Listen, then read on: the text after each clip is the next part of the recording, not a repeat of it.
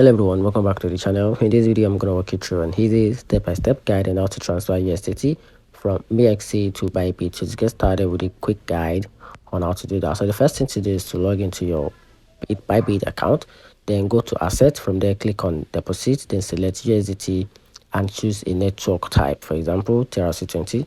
So copy your USDT deposit address, then from on your MEXC account, log into your account, then go to your wallet, then click on withdraw, then select USDT, paste your Bybit address and choose the same network you choose on your Bybit, then enter the amount you wish to send.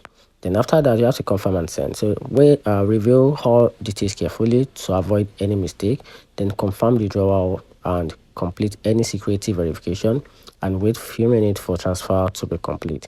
And that's how you can simply transfer USDT from MEXC to Bybit. Find the video helpful, turn on the notification button and subscribe for more. Thanks.